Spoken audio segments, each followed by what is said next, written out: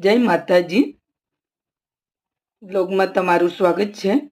તો આજે આપણે બનાવીશું ખજૂર રોલ. તો ખજૂર રોલ બનાવવા માટે અહીંયા આપણે 500 ગ્રામ ખજૂર લીધેલું છે. તો આજે આપણે ડ્રાય ફ્રૂટ રોલ બનાવીશું.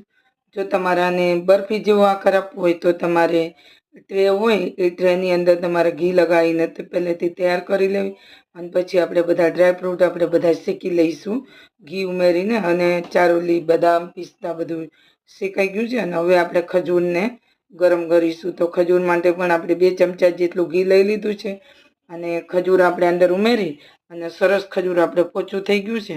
પછી બધા અંદર ડ્રાયફ્રૂટ અંદર ઉમેરી દીધા છે, એલચી પાવડર લીધો છે, અને અંદર આપણે બધું ઉમેરી અને હવે આપણે રોલ ઉપર લઈ લઈશું બનાવવા. તો બટર પેપર જે લીધું છે એની ઉપર લઈને આ રીતે આપણે રાઉન્ડ રાઉન્ડ કરતા રોલ બનાવી લઈશું. તો રોલ બની ગયો છે આપણે, અને એને ફ્રીઝરમાં આપણે સેટ કરવા મૂકીશું. તો ફ્રીઝરમાંથી કાઢી લીધો છે, સેટ થઈ ગયો છે. અને હવે આપણે ખસખસ લગાવી દઈશું ને કટિંગ કરી લઈશું. તો જોઈ શકો છો સરસ ટુકડા તૈયાર થઈ ગયો છે. તો તૈયાર છે આપણો ખજૂર રોલ.